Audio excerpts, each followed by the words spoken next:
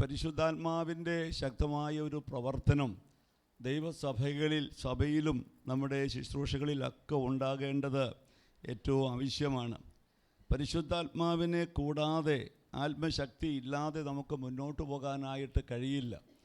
അതുകൊണ്ട് നമ്മുടെ പ്രാർത്ഥനയിൽ നമ്മൾ ഏറ്റവും അധികം പ്രാർത്ഥിക്കുന്ന ഒരു വിഷയവും മടുത്തുപോകാതെ പ്രാർത്ഥിക്കണം, ലജ്ജ കൂടാതെ പ്രാർത്ഥിക്കണമെന്ന് പറഞ്ഞ കാര്യവും പരിശുദ്ധാത്മാവിനെ ലഭിക്കുന്നതിനോടുള്ള ബന്ധത്തിലാണ്, ആത്മശക്തി പ്രാപിക്കുന്നതിനോടുള്ള ബന്ധത്തിലാണ് കർത്താവ് ആ നിലയിൽ പറഞ്ഞിട്ടുള്ളത് എന്ന് നമുക്ക് ഓർക്കാനായിട്ട് കഴിയുന്നു. ഇന്ന് നമുക്ക് ആ പരിശുദ്ധാത്മാവിൻ്റെ പ്രവർത്തനവുമായി ബന്ധപ്പെട്ട് ചില കാര്യങ്ങൾ ദൈവവചനത്തിലൂടെ ഒന്ന് ഓർക്കാം. മർക്കോസിൻ്റെ സുവിശേഷം 16-ാം അധ്യായത്തിൻ്റെ 19-20 വാക്യങ്ങൾ നമുക്ക് വായിക്കാം. ഇങ്ങനെ കർത്താവായ യേശു അവരോട് അരുളി ചെയ്ത ശേഷം സ്വർഗത്തിലേക്ക് എടുക്കപ്പെട്ടു, ദൈവത്തിന്റെ വലത്തുഭാഗത്തിരുന്നു. അവർ പുറപ്പെട്ട് എല്ലായിടത്തും പ്രസംഗിച്ചു. കർത്താവ് അവരോടുകൂടെ പ്രവർത്തിച്ചും അവരാൽ നടന്ന അടയാളങ്ങളാൽ വചനത്തെ ഉറപ്പിച്ചും പോന്നു. നമ്മൾ ആ ദൈവവചനം ശ്രദ്ധിക്കണേ. കർത്താവ് പറഞ്ഞു, ഇങ്ങനെ കർത്താവായ യേശു അവരോട് അരുളി ചെയ്ത ശേഷം സ്വർഗത്തിലേക്ക് എടുക്കപ്പെട്ടു. പിന്നെ ദൈവത്തിൻ്റെ വലത്തുഭാഗത്ത് ഇരുന്നു. അപ്പോൾ പുത്രനായ ക്രിസ്തു ഇപ്പോൾ എവിടെയാണ്? ദൈവത്തിൻ്റെ വലത്തുഭാഗത്ത്. പിന്നെ നാം വായിക്കുന്നു, അവർ പുറപ്പെട്ട് എല്ലായിടത്തും പ്രസംഗിച്ചു. കർത്താവ് അവരോട് കൂടെ പ്രവർത്തിച്ചും അവരാൽ നടന്ന അടയാളങ്ങളാൽ വചനത്തെ ഉറപ്പിച്ചും പോന്നു. അപ്പോൾ 20-ാം വാക്യത്തിൽ നാം വായിക്കുന്നു, കർത്താവ് അവരോട് കൂടെ പ്രവർത്തിച്ചു. അപ്പോൾ അവരോട് കൂടെ പ്രവർത്തിച്ച കർത്താവ് അതാരായിരിക്കും? പുത്രനായ ക്രിസ്തു ഇപ്പോൾ എവിടെയാണ്? പിതാവിൻ്റെ വലത്തുഭാഗത്തിരിക്കുന്നു, അല്ലേ? ശിഷ്യന്മാരോട് പറഞ്ഞു, നിങ്ങൾ ലോകമൊക്കെയും പോയി സകല സൃഷ്ടികളോടും സുവിശേഷം പ്രസംഗിക്കണം, വിശ്വസിച്ച് വരുന്നവരെ സ്നാനപ്പെടുത്തണം എന്ന വലിയ ദൗത്യം അവരെ ഏൽപ്പിച്ചു. അങ്ങനെ അവർ പോയി പ്രസംഗിച്ചു. അവരിലൂടെ വലിയ അത്ഭുതങ്ങളും അടയാളങ്ങളും നടന്നു. അപ്പോൾ 20-ാം വാക്യത്തിൽ നാം വായിക്കുന്നു, കർത്താവ് അവരോടുകൂടെ പ്രവർത്തിച്ചു എന്ന് പറയുമ്പോൾ ആ കർത്താവ് ആരാണ്? അത് പരിശുദ്ധാത്മാവാണ് എന്ന് നമുക്ക് വ്യക്തമായിട്ട് മനസ്സിലാക്കാനായിട്ട് കഴിയും. ആത്മാവ് കർത്താവാകുന്നു എന്ന് പറയുന്ന പല ദൈവവചന ഭാഗങ്ങൾ നമുക്ക് തിരുവഴുത്തിൽ വായിക്കാനായിട്ടുണ്ട്. അപ്പോൾ പ്രിയമുള്ളവരെ, പരിശുദ്ധാത്മാവ് അവരോട് കൂടെ ഇരുന്ന് പ്രവർത്തിച്ചു എന്നത് നമുക്ക് കാണാനായിട്ട് കഴിയുന്നു. യേശു കർത്താവ് സ്വർഗത്തിലേക്ക് കയറി പോകുന്ന സമയത്ത് ശിഷ്യന്മാരോട് പറഞ്ഞ ആ ഒരു വലിയ ദൗത്യം, ഒരു വലിയ ഉത്തരവാദിത്വമായിരുന്നു, അല്ലെങ്കിൽ അവരെ വളരെ പ്രബോധിപ്പിച്ച് ഉണർത്തിയൊരു കാര്യമായിരുന്നു. ഉയരത്തിലെ ശക്തി ലഭിക്കുന്നത് വരെ നിങ്ങൾ എന്ത് ചെയ്യണമെന്ന്, നഗരത്തിൽ തന്നെ പാർക്കണമെന്ന് പറഞ്ഞ കാര്യം നമുക്ക് മനസ്സിലാക്കാനായിട്ട് കഴിയുന്നുണ്ട്. പ്രിയമുള്ളവരെ, ശിഷ്യന്മാരത് ഗൗരവത്തോടെ തന്നെയാണ് ആ കാര്യം അവർ ഏറ്റെടുത്തത്. അവർ ആ നിലയിൽ തന്നെയാണ് അവർ ദൈവസന്നിധിയിൽ പ്രാർത്ഥിക്കാനൊക്കെ ഇടയായതെന്ന് കാണാനായിട്ട് കഴിയുന്നു. യോഹന്നാൻ്റെ സുവിശേഷം അതിൻ്റെ 14-ാം അധ്യായത്തിൻ്റെ 12-ാമത്തെ വചനം വായിക്കുമ്പോൾ, യോഹന്നാൻ 14-ാം അധ്യായത്തിൻ്റെ 12-ാമത്തെ വാക്യം, ആമേൻ ആമേൻ ഞാൻ നിങ്ങളോട് പറയുന്നു, ഞാൻ ചെയ്യുന്ന പ്രവൃത്തി എന്നിൽ വിശ്വസിക്കുന്നവനും ചെയ്യും. ഞാൻ പിതാവിന്റെ അടുക്കൽ പോകുന്നത് കൊണ്ട് അതിൽ വലിയതും അവൻ ചെയ്യും. അവിടെ നമ്മൾ വായിക്കുന്നത്, കർത്താവ് പറയുന്നു, സത്യമായിട്ടും ഞാൻ നിങ്ങളോട് പറയുന്നു. സഭയിലുള്ള എല്ലാ ദൈവമക്കളും അത് ശ്രദ്ധിക്കണേ, ഓൺലൈനിൽ പങ്കെടുക്കുന്ന പ്രിയപ്പെട്ടവന് ശ്രദ്ധിക്കണേ. കർത്താവ് പറഞ്ഞു, സത്യമായിട്ടും ഞാൻ നിങ്ങളോട് പറയുന്നു എന്ന് പറയുമ്പോൾ കർത്താവ് സത്യമല്ലാത്ത ഒരു കാര്യവും പറഞ്ഞിട്ടില്ല, അല്ലേ? എന്നാൽ ചില കാര്യങ്ങൾ പറയുമ്പോൾ ഇങ്ങനെ കർത്താവ് പറയാറുണ്ട്. അപ്പോൾ അത് നമ്മൾ കൂടുതൽ ആ വചനത്തിൻ്റെ ഗൗരവം ശ്രദ്ധിക്കാൻ വേണ്ടിയിട്ടാണ്. സത്യമായിട്ട് ഞാൻ നിങ്ങളോട് പറയുന്നു. എന്നിട്ട് എന്താണ് പറഞ്ഞത്? ഞാൻ ചെയ്യുന്ന പ്രവൃത്തി എന്നിൽ വിശ്വസിക്കുന്നവനും ചെയ്യും. എന്നിട്ട് പറഞ്ഞു, ഞാൻ പിതാവിൻ്റെ അടുക്കൽ പോകുന്നത് കൊണ്ട് അതിൽ വലിയതും അവൻ ചെയ്യും എന്ന് പറഞ്ഞു. അപ്പോൾ യേശു ചെയ്ത പ്രവൃത്തി യേശുവിൽ വിശ്വസിക്കുന്നവനും ചെയ്യും. കർത്താവ് അത് ആണയിട്ട് പറഞ്ഞു, സത്യമായിട്ട് ഉറപ്പിച്ചു പറഞ്ഞു. എന്നിൽ വിശ്വസിക്കുന്നവൻ ഞാൻ ചെയ്ത പ്രവൃത്തി ചെയ്യുമെന്ന് മാത്രമല്ല, ഞാൻ പിതാവിൻ്റെ അടുക്കൽ പോകുന്നത് കൊണ്ട് അതിൽ വലിയതും ചെയ്യുമെന്ന് പറഞ്ഞു. യേശു പിതാവിൻ്റെ അടുക്കലേക്ക് പോയതുകൊണ്ട് ഉണ്ടായ പ്രയോജനം എന്താണ്? അപ്പോസ്തല പ്രവൃത്തി 2-ാം അധ്യായത്തിൻ്റെ 2-ന്റെ വാക്യം നാം വായിക്കുന്നു. 2:33. അവൻ ദൈവത്തിന്റെ വലഭാഗത്തേക്ക് ആരോഹണം ചെയ്തു, പരിശുദ്ധാത്മാവ് എന്ന വാഗ്ദത്തം പിതാവിനോട് വാങ്ങി, നിങ്ങൾ ഈ കാണുകയും കേൾക്കുകയും ചെയ്യുന്നത് പകർന്നു തന്നു. അപ്പോൾ നമ്മൾ കർത്താവ് പറഞ്ഞ വാക്കും അക്ഷരാർത്ഥത്തിൽ സംഭവിച്ച കാര്യവും ഒന്ന് ചേർത്ത് ചിന്തിക്കുകയാണ്. യേശു പറഞ്ഞു, ഞാൻ പിതാവിൻ്റെ അടുക്കൽ പോകുന്നത് കൊണ്ട് ഞാൻ ചെയ്തതിലും അധികം കാര്യങ്ങൾ നിങ്ങൾ ചെയ്യും. അപ്പോൾ പിതാവിൻ്റെ അടുക്കൽ പോയത് കൊണ്ടുണ്ടായ പ്രയോജനം എന്താണ്? അവിടെ നമ്മൾ വായിച്ചത് എന്താണ്? പരിശുദ്ധാത്മാവെന്ന വാഗ്ദത്തം പിതാവിനോട് വാങ്ങി നിങ്ങൾ ഈ കാണുകയും കേൾക്കുകയും ചെയ്യുന്നത് പകർന്നു തന്നു. അപ്പോൾ സ്വർഗത്തിലേക്ക് പിതാവിൻ്റെ അടുക്കൽ പോയത് കൊണ്ട് പരിശുദ്ധാത്മാവിനെ നമുക്ക് ലഭിച്ചു, പരിശുദ്ധാത്മാവിനെ നമുക്ക് നൽകി. ഇപ്പോൾ പ്രിയമുള്ളവരെ, പരിശുദ്ധാത്മാവ് ലഭിച്ചതുകൊണ്ടാണ്, പരിശുദ്ധാത്മാവിനെ തന്നതുകൊണ്ടാണ് യേശു ചെയ്തതിലും അധികം കാര്യങ്ങൾ ചെയ്യാനായിട്ട് ഇടയാകുന്നത്. അതാണ് മർക്കോസ് സുവിശേഷത്തിൽ വായിച്ചത്. പരിശുദ്ധാത്മാവരോട് കൂടെ ഇരുന്ന് എന്ത് ചെയ്തു? അത്ഭുതങ്ങളിലൂടെ, അടയാളങ്ങളിലൂടെ വചനത്തെ എന്ത് ചെയ്യുകയാണ്? ഉറപ്പിച്ചു പോന്നു. അപ്പോൾ പ്രിയമുള്ളവർ, ഈ നാളുകളിൽ നാം പറയുന്ന ഈ വചനം ഉറപ്പിക്കുന്നത് സഭാഹോളിൽ നടക്കേണ്ട കാര്യമല്ല. ഇത് സമൂഹത്തിൽ, ലോകത്ത് നടക്കേണ്ട കാര്യങ്ങൾ. യേശുവിനെ അറിയാത്ത ആളുകൾ യേശുവിനെ അറിയത്തക്ക നിലയിൽ എന്താണ് വലിയ അത്ഭുതങ്ങൾ, അടയാളങ്ങൾ അതിന്ന് ഇന്ത്യയിലൊക്കെ നടക്കുന്നു, ലോകത്തിൻ്റെ അനേക ഇടങ്ങളിൽ നടക്കുന്നു. കഴിഞ്ഞ ദിവസം കർത്താവിൻ്റെ ദാസൻ ജെയ്സ് ഫാസ്റ്റ് പറഞ്ഞൊരു കാര്യം ഞാൻ ഓർക്കുന്നത്, സിറിയയിൽ സുവിശേഷത്തിന് എറണാകുളത്ത് കർത്താവിൻ്റെ ദാസൻ ഉൾപ്പെട്ട് നിൽക്കുന്ന സഭയിൽ നിന്ന് ചില സഹോദരങ്ങൾ സിറിയയിൽ, ഇറാഖിലൊക്കെ സുവിശേഷ വേലയ്ക്ക് പോയിട്ടുണ്ട്. പ്രിയമുള്ളവരെ, ഗൾഫിലൊക്കെ നല്ല ജോലി ഉണ്ടായിരുന്നവർ അതൊക്കെ വിട്ട് കർത്താവിൻ്റെ വേലയ്ക്ക് വേണ്ടി ഇങ്ങനെ മറ്റ് രാജ്യങ്ങളിൽ പോയി. അപ്പോൾ അവിടെ സംഭവിച്ച ഒരു കാര്യം, ഈ സഹോദരങ്ങൾ ഒരു വീട്ടിൽ ചെന്ന് യേശുവിനെ കുറിച്ച് പറയുമ്പോൾ, ആ വീട് ഒരു മുസ്ലിം കുടുംബമാണ്, ആ വീട്ടിലെ വീട്ടുടയവൻ പറയുകയാണ്, 10 വർഷം മുമ്പ് നിങ്ങൾ എൻ്റെ വീട്ടിൽ വന്ന് ഈശാ നബിയെക്കുറിച്ച് പറയുന്നത് എനിക്കൊരു ദർശനത്തിൽ ഞാൻ കണ്ടായിരുന്നു, ആ കണ്ട ആളുകൾ തന്നെയാണ് നിങ്ങൾ, അതുകൊണ്ട് നിങ്ങൾ എന്നോട് ഈശാ നബിയെക്കുറിച്ച് കൂടുതൽ പറയണമെന്ന് ഈ മനുഷ്യൻ അങ്ങോട്ട് പറഞ്ഞുവെന്ന്. അപ്പോൾ പ്രിയമുള്ളവരെ, നമ്മൾ ലോകത്തിൽ ദൈവപ്രവൃത്തിക്ക് വേണ്ടി, ലോക സുവിശേഷീകരണത്തിനു വേണ്ടിയൊക്കെ ദൈവജനം ആത്മാഭാരത്തോടെ പ്രാർത്ഥിക്കുമ്പോൾ പലതും നാം അറിയുന്നില്ല. പക്ഷേ ദൈവത്തിൻ്റെ പ്രവൃത്തി പല നിലകളിൽ എന്ത് ചെയ്യുന്നു? ലോകത്ത് സംഭവിച്ചുകൊണ്ടിരിക്കുകയാണ്, അല്ലേ? 1-ാം നൂറ്റാണ്ടിൽ ദൈവസഭയെ ഏറ്റവും അധികം ഉപദ്രവിച്ച ശൗല്, പ്രിയമുള്ളവരെ, ശൗലിനോട് ആര് സുവിശേഷം പറഞ്ഞിട്ടാണ് ശൗൽ രക്ഷിക്കപ്പെട്ടത്? കർത്താവ് ചില കാര്യത്തിൽ നേരിട്ടിടപെടുകയായിരുന്നു. ശൗലിനോട് നേരിട്ടിടപെട്ടു എന്നതുപോലെ ഇന്നും കർത്താവ് എന്ത് ചെയ്യുന്നു. അപ്പോൾ ദൈവത്തിൻ്റെ പരിശുദ്ധാത്മാവ് വിവിധ നിലകളിൽ ആണ് പ്രവർത്തിച്ചു കൊണ്ടിരിക്കുന്നത്. അപ്പോൾ പ്രിയമുള്ളവരെ, സഭയോടുള്ള ബന്ധത്തിൽ, സഭയിലായിരിക്കുന്ന ദൈവമക്കളോടുള്ള ബന്ധത്തിൽ നമുക്കൊരു വലിയ ദൗത്യമുണ്ട്. നമ്മിലൂടെ പരിശുദ്ധാത്മാവ് പ്രവർത്തിക്കണം. യേശു പറഞ്ഞു, എന്നിൽ വിശ്വസിക്കുന്നവൻ ഞാൻ ചെയ്ത പ്രവൃത്തി ചെയ്യും. അപ്പോൾ യേശു ചെയ്ത പ്രവൃത്തിയിൽ ഏറ്റവും പ്രധാനപ്പെട്ട കാര്യം, പ്രിയമുള്ളവരെ, ആത്മാക്കളെ നേടുക എന്നുള്ളതാണ്. പാപികളുടെ മാനസാന്തരമാണ് ചെയ്യുന്നത് എന്ന് പറഞ്ഞപ്പോൾ അവരുടെ ഹൃദയത്തിൽ കുത്തുകൊള്ളാനുള്ള കാര്യം എന്താണ്? ഈ കാര്യത്തിൽ കുത്തുകൊള്ളാൻ മാത്രം എന്നാ ഉള്ളേ? യേശു സ്വർഗത്തിലേക്ക് കയറിപ്പോയി, പരിശുദ്ധാത്മാവിനെ തന്നു, അതാണ് നിങ്ങൾ ഈ കാണുകയും കേൾക്കുകയും ചെയ്യുന്നത് എന്ന് പറഞ്ഞപ്പോൾ അവരുടെ ഹൃദയത്തിൽ കുത്തുകൊള്ളാൻ കാരണം, അതിൻ്റെ 12-ാമത്തെ വാക്യം നാം വായിക്കുന്നുണ്ട്. അവിടെ വായിക്കുന്നു 2:12, എല്ലാവരും ഭ്രമിച്ചു, ചഞ്ചലിച്ചു, ഇതെന്തായിരിക്കുമെന്ന് തമ്മിൽ പറഞ്ഞു. ഇവർ പുതുവീഞ്ഞു കുടിച്ചിരിക്കുന്നു എന്ന് മറ്റു ചിലർ പരിഹസിച്ചു പറഞ്ഞു. പ്രിയമുള്ളവരെ, ഒരു കൂട്ടം ആളുകൾ പറഞ്ഞു, ഇവര് പുതുവീഞ്ഞു കുടിച്ചിട്ടാണ് എന്ത് ചെയ്യുന്നത്, ഈ ഇങ്ങനെയൊക്കെ കാണിക്കുന്നത്, ഇങ്ങനെ നമുക്ക് മനസ്സിലാകാത്ത ഏതൊക്കെയോ ഭാഷകളോ എന്തൊക്കെയോ ചെയ്യുന്നതൊക്കെ പുതുവീഞ്ഞു കുടിച്ചിട്ടാണ് എന്ന് പറയുക മാത്രമല്ല, പറഞ്ഞെങ്കിൽ കുഴപ്പമില്ലായിരുന്നു, അല്ലേ? കാരണം നമ്മൾ അറിവില്ലാത്ത കാര്യം പറയും. പക്ഷെ ഇത് പറയുക മാത്രമല്ല, അവരെങ്ങനെ പറഞ്ഞു? പരിഹസിച്ചു പറഞ്ഞു. ഇത് കേട്ടപ്പോൾ അടുത്ത വാക്യം, അപ്പോൾ ഈ പരിഹസിച്ചു പറഞ്ഞു, അപ്പോൾ പത്രോസ് 11 പേരോട് കൂടെ നിന്നുകൊണ്ട് ഉറക്കെ അവരോട് പറയുകയാണ്, യഹൂദ പുരുഷന്മാരും യെരൂശലേമിൽ പാർക്കുന്ന എല്ലാവരുമായുള്ളവരെ, ഇത് നിങ്ങൾ അറിഞ്ഞിരിക്കട്ടെ, എൻ്റെ വാക്ക് ശ്രദ്ധിച്ചു കൊള്ളുവീൻ. നിങ്ങൾ ഊഹിക്കുന്നത് പോലെ ഇവരെ ലഹരി പിടിച്ചവരല്ല. പകൽ 3 മണി നേരമേ ആയിട്ടുള്ളൂ.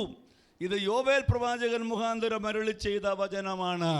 ഇത് പ്രവചന നിവൃത്തിയാണ്. അന്ത്യകാലത്ത് സകല ജഡത്തിൻ്റെ മേലും ആത്മാവിനെ പകരുമെന്നുള്ള പ്രവചന നിവൃത്തിയാണ് നിങ്ങളീ കാണുന്നത്. എന്നിട്ട് ആ പ്രസംഗം യേശു ക്രിസ്തുവിലേക്ക് വന്നു. യേശുവിൻ്റെ മരണത്തെക്കുറിച്ചും പുനരുത്ഥാനത്തെക്കുറിച്ചും സ്വർഗാരോഹണം ചെയ്തതിനെക്കുറിച്ചും പരിശുദ്ധാത്മാവിനെ തന്നതിനെക്കുറിച്ചൊക്കെ പറഞ്ഞപ്പോൾ അവർക്കത് വ്യക്തമായിട്ട് മനസ്സിലായി. ഞങ്ങൾ ഈ കാര്യം അറിയാതെയാണ് പരിഹസിച്ചത്. അവരുടെ ഹൃദയത്തിൽ കുത്തുകൊണ്ടു, ഇല്ലേ?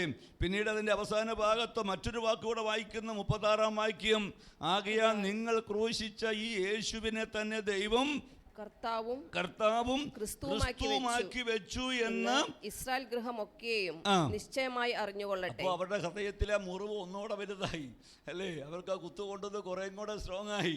കാര്യം എന്നാണെന്നറിയാമോ? നിങ്ങൾ ക്രൂശിച്ച ഈ യേശു സ്വർഗത്തിലേക്ക് കരേറി പോയിട്ടാണ് ആരെ തന്നിരിക്കുന്നത്? പരിശുദ്ധാത്മാവിനെ തന്നിരിക്കുന്നത്. അപ്പോൾ പരിശുദ്ധാത്മാവിനെ നൽകാൻ പ്രിയമുള്ളവരെ, ഈ വാക്കുകൂടെ കേട്ടപ്പോൾ കർത്താവിനെ ക്രൂശിക്കുന്നതിൽ ഞങ്ങളും പങ്കാളികളാണ്. അവരുടെ ഹൃദയത്തിൽ വലിയ കുത്തൽ മുറിവുണ്ടാക്കി, അനുതാപമുണ്ടാക്കി. അവർ ചോദിക്കുകയാണ്, ഞങ്ങൾ എന്താണ് ചെയ്യേണ്ടത്? പത്രോസിൻ്റെ മറുപടി, നിങ്ങളുടെ പാപങ്ങളുടെ മോചനത്തിനായിട്ട് ഓരോരുത്തൻ മാനസാന്തരപ്പെട്ട് യേശു ക്രിസ്തുവിൻ്റെ നാമത്തിൽ സ്നാനമേൽപ്പീൻ, എന്നാൽ പരിശുദ്ധാത്മാവെന്ന ദാനം നിങ്ങൾക്ക് ലഭിക്കും എന്ന് പറയുവാനിടയായി. പ്രിയമുള്ളവരെ, പരിശുദ്ധാത്മാവിനെ പ്രാപിക്കാത്തവരോടുള്ള ബന്ധത്തിൽ ആത്മസ്നാനത്തിന് വേണ്ടി നിങ്ങൾ വളരെ പ്രാർത്ഥിക്കണം. മാനുഷികമായ കഴിവുകൊണ്ട് നമുക്ക് ആത്മീയമായിട്ട് മുന്നോട്ട് പോകാൻ കഴിയില്ല. നമുക്കൊരു സാധാരണ സഭയിൽ ഇങ്ങനെ വന്നു പോകാനും ഇതൊക്കെ പറ്റും, പ്രിയമുള്ളവരെ. എന്നാൽ ആത്മശക്തി നമ്മുടെ മേൽ വരുമ്പോൾ നമ്മുടെ അവസ്ഥകൾക്ക് മാറ്റം വരികയാണ്. അസാധാരണമായ നിലയിൽ നമ്മെ ഓരോരുത്തരെയും, ഏറ്റവും ചുരുങ്ങി പറഞ്ഞാൽ കഴിഞ്ഞ കൂട്ടായ്മയിൽ നമ്മൾ ഓർത്തല്ലോ, നാം ആണ് പരിച്ഛേദനക്കാർ എന്ന് പറഞ്ഞിട്ട് പൗലോസ്ലീഹ പറയുകയാണ്, ദൈവത്തിൻ്റെ ആത്മാവ് കൊണ്ട് ആരാധിക്കുകയും. അപ്പോൾ യഥാർത്ഥമായി ദൈവത്തെ ആരാധിക്കാൻ കഴിയണമെങ്കിൽ പോലും എന്താവശ്യമുണ്ട്? പരിശുദ്ധാത്മാവിൻ്റെ സഹായമില്ലാതെ കഴിയില്ല. അപ്പോൾ ആത്മാവിൻ്റെ സഹായത്തിൽ ആരാധിക്കുമ്പോൾ, പരിശുദ്ധാത്മാവിൽ ആരാധിക്കുമ്പോൾ ആ ആരാധന പോലും ഒരു പ്രത്യേകതയാണ്. ഇപ്പോൾ പരിശുദ്ധാത്മാവിൻ്റെ സഹായത്തിലുള്ള ജീവിതമുണ്ട്, പരിശുദ്ധാത്മാവിലുള്ള ഒരു സ്തോത്രം ചെയ്യലുണ്ട്. സ്തുതി സ്തോത്രങ്ങളൊക്കെ പരിശുദ്ധാത്മാവിൻ്റെ സഹായത്തോടെ ചെയ്യുന്ന അവസ്ഥയുണ്ട്. അതിനൊക്കെ ഒരു പ്രത്യേകതയുണ്ട് എന്ന് നമുക്ക് കാണാനായിട്ട് കഴിയും. അതൊക്കെ ആ സ്തോത്രം ചെയ്യുമ്പോൾ മറ്റുള്ളവർക്ക് കൂടെ ഉത്സാഹം വർദ്ധിക്കത്തക്കവണ്ണം അപ്രകാരമുള്ള ചില ദൈവപ്രവൃത്തികളും നമുക്കത് അനുഭവമാക്കി തീർക്കുകയാണ്. അതുകൊണ്ട് ഞാൻ പറഞ്ഞു വരുന്നത്, നമ്മുടെ ഉള്ളിൽ ഈ വാഞ്ച പിന്നെയും വേണം, പ്രാർത്ഥന പിന്നെയും വേണം. ഞാൻ ഒരു വാക്കുകൂടെ പറഞ്ഞിട്ട് ഇങ്ങോട്ട് തിരിച്ചു വരാം. ലൂക്കോസിൻ്റെ സുവിശേഷം അതിൻ്റെ 11-ാം അധ്യായം കർത്താവ് പ്രാർത്ഥന പഠിപ്പിച്ചപ്പോൾ നമ്മുടെ ഓർമ്മയെ ഒന്നുകൂടെ പുതുക്കാൻ വേണ്ടിയിട്ടാണ് ആ വാക്യം പറയുന്നത്. ഓർമ്മയെ പുതുക്കാനായിട്ട് 11-ാം അധ്യായത്തിൻ്റെ 13-ാമത്തെ വാക്യം ഒന്ന് വായിക്കാമോ? അങ്ങനെ ദോഷികളായ നിങ്ങൾ നിങ്ങളുടെ മക്കൾക്ക് നല്ല ദാനങ്ങളെ കൊടുപ്പാൻ അറിയുന്നുവെങ്കിൽ സ്വർഗസ്ഥനായ പിതാവ് തന്നോട് യാചിക്കുന്നവർക്ക് പരിശുദ്ധാത്മാവിനെ എത്രയധികം കൊടുക്കും. ഇത് കർത്താവ് പറഞ്ഞ കാര്യമാണ്, യേശു തന്നെ പറഞ്ഞ കാര്യമാണ്. തന്നോട് യാചിക്കുന്നവർക്ക് പരിശുദ്ധാത്മാവിനെ എത്ര അധികം നൽകും. അപ്പോൾ പരിശുദ്ധാത്മാവിനെ അധികം നൽകാൻ ദൈവത്തോട് എന്ത് ചെയ്യണം? നമ്മൾ പ്രാർത്ഥിക്കണം. ഇനി ആ പ്രാർത്ഥിക്കേണ്ട വിധത്തെക്കുറിച്ച് പറയുമ്പോൾ 5-ാം വാക്യം മുതൽ 11-ന്റെ 5 മുതൽ ഒരു ഉപമ പറഞ്ഞു. അർദ്ധരാത്രിയിലെ ആ സ്നേഹിതൻ്റെ ഉപമ പറഞ്ഞിട്ട് 8-ാമത്തെ വാക്യം പറയുകയാണ്. 7-8 വാക്യങ്ങൾ കൂടെ ഒന്ന് വായിച്ചേ. എന്നെ പ്രയാസപ്പെടുത്തരുത്, കതക് അടച്ചിരിക്കുന്നു, പൈതങ്ങളും എന്നോടുകൂടെ കിടക്കുന്നു, എഴുന്നേറ്റ് തരുവാൻ എനിക്ക് കഴിയുകയില്ല എന്നകത്തു നിന്ന് ഉത്തരം പറഞ്ഞാലും അവൻ സ്നേഹിതനാകൊണ്ട് എഴുന്നേറ്റ് അവനെ കൊടുക്കയില്ലെങ്കിലും അവൻ ലജ്ജ കൂടാതെ മുട്ടിക്ക നിമിത്തം എഴുന്നേറ്റ് അവന് വേണ്ടുന്നിടത്തോളം കൊടുക്കുമെന്ന് ഞാൻ നിങ്ങളോട് പറയുന്നു. ലജ്ജ കൂടാതെ മുട്ടിക്ക നിമിത്തം ഈ അർദ്ധരാത്രിയിലെ സ്നേഹിതൻ തൻ്റെ അടുക്കൽ വന്ന ആൾക്ക് ഭക്ഷണം കൊടുക്കാൻ ഇല്ലാതിരുന്നപ്പോൾ തൻ്റെ സ്നേഹിതൻ്റെ അടുക്കൽ ചെന്നിട്ട് എന്ത് ചെയ്യുകയാണ്? മുട്ടുകയാണ്. എങ്ങനെ മുട്ടുകയാണ്? ലജ്ജ കൂടാതെ. എന്താ ലജ്ജ കൂടാതെ മുട്ടുക എന്ന് പറഞ്ഞാൽ? തരാനായിട്ട് ഒരു സാധ്യതയില്ല. തരില്ല. കാരണം എഴുന്നേറ്റ് വരാൻ പറ്റില്ല. കുഞ്ഞുങ്ങൾ എൻ്റെ കൂടെ കിടക്കുന്നു. ഈ കുഞ്ഞുങ്ങളൊക്കെ ഉണർന്ന ഭയങ്കര പ്രശ്നമാണ്. അതുകൊണ്ട് തരില്ല എന്ന് പറഞ്ഞിട്ട് മുട്ടിൽ നിർത്തിയില്ല. പ്രിയമുള്ളവരെ, കർത്താവ് നമ്മോട് തരില്ല എന്ന് പറഞ്ഞിട്ടുണ്ടോ? എന്നിട്ട് നമ്മൾ മുട്ടിൽ നിർത്തി, ഇല്ലേ? നമ്മൾ ഏതെങ്കിലുമൊക്കെ ഒരു ഉപവാസ പ്രാർത്ഥനയോ ഇങ്ങനെ ഏതെങ്കിലുമൊക്കെ ഒരു മെസ്സേജ് കേൾക്കുമ്പോൾ അന്നൊരു പ്രാർത്ഥനയുണ്ടാകും, പരിശുദ്ധാത്മാവിനെ വേണം, അല്ലേ, ശക്തി വേണം എന്നൊക്കെ അന്ന് നമ്മൾ പ്രാർത്ഥിക്കും. അത് കഴിയുമ്പോഴോ പിന്നെ നമ്മൾ പ്രാർത്ഥിക്കുന്ന വേറെയും പല കാര്യങ്ങളൊക്കെ തന്നെയായിരിക്കും, അല്ലേ? നമ്മുടെ പ്രാർത്ഥനയുടെ മുഖ്യ വിഷയം ഏതായിരിക്കണം? മടുത്തു പോകാതെ പ്രാർത്ഥിക്കേണ്ട മുഖ്യ വിഷയം ഏതായിരിക്കണം, അല്ലേ? അപ്പം ചോദിക്കട്ടെ, നമുക്ക് ഇപ്പോൾ ലഭിച്ച ആത്മശക്തി മതിയോ? പോരാ. ഇനിയിപ്പോൾ ആത്മസ്നാനം ആക്ഷരികമായിട്ട് അനുഭവിച്ച ദൈവമക്കൾ ഓർക്കണം, ഈ ശക്തി മതിയോ? പോരാ. നമുക്ക് ആത്മശക്തി അധികമായി ദിനംതോറും ആവശ്യമാണ്. അങ്ങനെയാണെങ്കിൽ ദിനംതോറും പരിശുദ്ധാത്മശക്തിക്ക് വേണ്ടിയുള്ള പ്രാർത്ഥന നമ്മുടെ ആത്മീക ജീവിതത്തിൽ ഉണ്ടാകണം എന്ന കാര്യം നമുക്ക് തിരുവെടുത്ത് നമ്മെ ഓർപ്പിക്കുകയാണ്. പ്രിയമുള്ളവരെ, ആത്മശക്തിയുടെ യഥാർത്ഥ ഒരു വ്യാപാരം സഭയ്ക്കകത്തുണ്ടായാൽ ഉണ്ടായ ആദ്യ നാളുകളുടെ അനുഭവങ്ങളൊക്കെ നാം ഓർക്കണം, അല്ലേ? ആളുകൾ വിടിവിക്കപ്പെട്ടതും സഭയ്ക്ക് വളർച്ച വന്നതും ഒക്കെ ഒത്തുചേരലെല്ലാം നിസാര വിഷയങ്ങളുടെ മുമ്പിൽ എന്ത് ചെയ്യുകയാണ്? അത് ഭിന്നിച്ചു പോവുകയാണ്. എന്നാൽ പരിശുദ്ധാത്മാവിൽ ഒന്നിക്കുമ്പോൾ പ്രിയമുള്ളവരെ, അവിടെ വ്യത്യസ്ത ആശയങ്ങൾ വന്നാൽ പോലും അത് പരിഹരിച്ചവർക്ക് ഒന്നിച്ചു പോകാൻ കഴിയുന്നു. കാരണം അവരെ ഒന്നിപ്പിക്കുന്നത് ഒരു മാനുഷിക ഘടകമല്ല, അത് പരിശുദ്ധാത്മാവിനാൽ സംഭവിക്കുന്ന കാര്യമാണ്.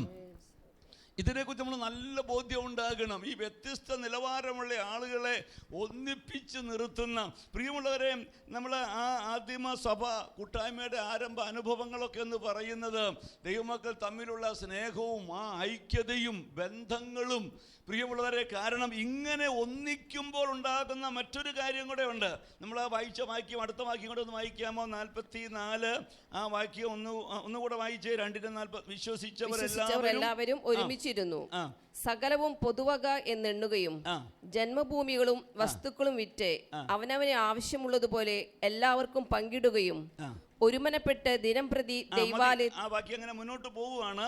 അവിടെ നമ്മൾ വായിച്ചു, എല്ലാവരും ഒരുമിച്ചിരുന്നു, സകലവും എന്താണ്? പൊതുവക എന്ന് എണ്ണുകയും ആവശ്യം പോലെ പങ്കിടുന്നു. അപ്പോൾ ഈ ആത്മാവിൻ്റെ ഐക്യതയിൽ ഒന്നിച്ചാൽ സംഭവിക്കുന്നത് അവിടെ ഒരു പങ്കിടൽ നടക്കും. ഇവിടെ പങ്കിടാനൊന്നും കൽപ്പനയൊന്നും കൊടുത്തിട്ടില്ല, അല്ലേ? ആ നിലയിലുള്ള ഒരു ഉപദേശവും ലഭിച്ചില്ല. പക്ഷേ ആത്മാവ് ഒന്നിപ്പിച്ചപ്പോൾ അവരുടെ ഇടയിലുള്ള ഞെരുക്കം അനുഭവിക്കുന്നവർക്ക് പങ്കിടാൻ അവർക്ക് മനസ്സ് വന്നു. അതവരെ നിർബന്ധിച്ച് ചെയ്യിച്ചതല്ല, അല്ലേ? പ്രിയമുള്ളവർ, ചെയ്യിച്ചില്ലെങ്കിൽ അല്ലെങ്കിൽ പേടിച്ചു അങ്ങനെ ഒന്നും ചെയ്തതല്ല. ഈ ആത്മാവിൻ്റെ ഐക്യതയിൽ ഒന്നിച്ചപ്പോൾ ഒരു ശരീരത്തിൻ്റെ ഭാഗമായി മാറിയപ്പോൾ പ്രിയമുള്ളവരെ, തങ്ങൾക്കുള്ള നന്മകൾ, അത് സമ്പത്തായാലും കഴിവുകളായാലും പ്രിയമുള്ളവരെ പങ്കിടാനുള്ള അവസ്ഥ വരികയാണ്. അപ്പോൾ ഇത് പങ്കിടാൻ കഴിയണമെങ്കിൽ എന്തു സംഭവിക്കണം?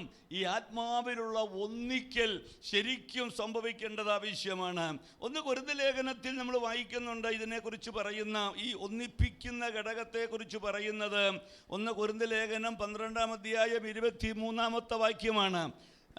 13-ാമത്തെ വാക്യം, യഹൂദനെന്നോ 12-ാമത്തെ വാക്യം. ശരീരം ഒന്നും അതിന് അവയവം പലതും, ശരീരത്തിന്റെ അവയവം പലതായിരിക്കെ എല്ലാം ഒരു ശരീരവും ആയിരിക്കുന്നത് പോലെ ആകുന്നു ക്രിസ്തുവും. യഹൂദന്മാരോ യവനന്മാരോ ദാസന്മാരോ സ്വതന്ത്രരോ നാം എല്ലാവരും ഏക ശരീരമാകുമാറ് ഒരേ ആത്മാവിൽ സ്നാനമേറ്റും എല്ലാവരും ഒരേ ആത്മാവിനെ പാനം ചെയ്തുമിരിക്കുന്നു. വാക്ക് ശ്രദ്ധിച്ചു നോക്കിക്കേ. യഹൂദന്മാരോ യവനന്മാരോ, അല്ലേ? യഹൂദന്മാർ ദൈവത്തിൻ്റെ തിരഞ്ഞെടുക്കപ്പെട്ട ജനം, യവനന്മാർ വിജാതീയരായിരിക്കുന്ന ആളുകൾ, പിന്നെ എന്താ? ദാസന്മാർ, സ്വതന്ത്രന്മാർ, അല്ലേ? എല്ലാവരും ഏക ശരീരമാകുമാറ് ഒരേ ആത്മാവിൽ സ്നാനമേറ്റും. അപ്പോൾ ഇങ്ങനെ വ്യത്യസ്തരായ ആളുകളെ ഒരു ശരീരത്തിൻ്റെ ഭാഗങ്ങളാക്കി മാറ്റുന്നത് ആരാണ്? ആരാണ്? പരിശുദ്ധാത്മാവാണ്. അതുകൊണ്ടാണ് പെന്തക്കോസ്ത് നാളിൽ പരിശുദ്ധാത്മാവ് പകരപ്പെട്ട് കഴിഞ്ഞപ്പോൾ വിശ്വസിച്ചവരെല്ലാം എന്ത് ചെയ്തു? ഒരുമിച്ചിരുന്നു. വിശ്വസിച്ച ആളുകൾ വ്യത്യസ്ത ആളുകളാണ്, അവർക്ക് ഒരുമിച്ചിരിക്കാൻ കഴിഞ്ഞു. അതുമാത്രമല്ല, മറ്റൊരാളുടെ ബുദ്ധിമുട്ട്, കൂടെയുള്ള ഈ ശരീരത്തിൻ്റെ മറ്റ് അവയവം, അതിൻ്റെ വേദന തൻ്റെയും വേദനയായിട്ട് മാറി. അങ്ങനെയാണ് ആ പങ്കിടൽ വന്നത്, ആവശ്യബോധം വന്നു, അല്ലേ? ഇപ്പോൾ ഈ കൈക്ക് ഒരു മുറിവുണ്ടെങ്കിൽ പ്രിയമുള്ളവരെ, ഈ കൈ എങ്ങനെയാണ് വേദന അനുഭവിക്കുന്നത്? അതിൻ്റെ കാരണം എന്നാണെന്നറിയാമോ? ഇടത് കൈക്ക് മുറിവുണ്ടായാൽ വലത് കൈ എങ്ങനെയാണ് വേദന അനുഭവിക്കുന്നത്? അല്ലേ? ശിരസ്സുമായിട്ട് ബന്ധമുള്ളത് കൊണ്ടാണ്. ഈ കൈക്ക് ശിരസ്സുമായി ബന്ധപ്പെടുത്തുന്ന ഒരു ഘടകമുണ്ട്, അല്ലേ? തലച്ചോറിൽ നിന്നല്ല ഇതിങ്ങോട്ട് ഈ മുറിവ് പറ്റി എന്ന ആശയം ഈ കൈയിലേക്ക് വന്നത് എവിടെ നിന്നാണ്? തലച്ചോറിൽ നിന്നാണ് വന്നത്, തലയിൽ നിന്നാണ് വന്നത്. അപ്പോൾ തലയുമായിട്ടുള്ള ബന്ധം ഈ കൈക്ക് മുറിഞ്ഞു കിടക്കുവാണെങ്കിലോ, ഈ കൈക്ക് പറ്റുന്ന മുറിവ് ഈ കൈ എന്ത് ചെയ്യുന്നില്ല? അറിയുന്നില്ല. അറിയാതെ പിന്നെ എങ്ങനെയാണ് ഈ കൈയുടെ മുറിവ് കെട്ടുന്നത്? വിഷയം മനസ്സിലായോ? അപ്പോൾ ഇതിനെ രണ്ടിനെ ഒന്നിപ്പിക്കുന്ന ഘടകമാണ് ഏത്? ദൈവത്തിൻ്റെ പരിശുദ്ധാത്മാവെന്ന് പറയുന്നത്. പ്രിയമുള്ളവർ, ഇത് വളരെ ഗൗരവമുള്ള ഒരു കാര്യമാണ്. വേദപുസ്തകത്തിൻ്റെ ഉടനീളം ഇനി നമ്മൾ കർത്തൃമേശയിലേക്ക് വരിക. കർത്തൃമേശയിലേക്ക് വരുമ്പോൾ ഈ തിരുമേശ എന്താ ഓർമ്മിക്കുന്നത്? ഈ അപ്പം ഒന്നായിരിക്കുന്നത് പോലെ പലരായ നാം ആരാണ്? ഒരു ശരീരമാണെന്ന് ഓർപ്പിക്കുകയാണ്. ഒരു ശരീരത്തിൻ്റെ അവയവങ്ങളാണ് നാം. അപ്പോൾ ആ ഒരു ശരീരമാക്കി തീർക്കുന്നത് ദൈവത്തിൻ്റെ പരിശുദ്ധാത്മാവിനാലാണ്. അവിടെ ആത്മാവിനാൽ എന്ന് പറയുമ്പോൾ ആത്മാവിനാലുള്ള വീണ്ടും ജനനത്തെയാണ് കാണിക്കുന്നു. ആത്മാവിൽ ജനിക്കണം, ആത്മാവിൽ ജനിച്ചവൻ ആത്മാവിനെ പാനം ചെയ്യണം. ആത്മാവിൽ ഒരുവൻ ജനിച്ചു കഴിയുമ്പോൾ തന്നെ പ്രിയമുള്ളവരെ ശരീരത്തിൻ്റെ ഭാഗമാകുകയാണ്.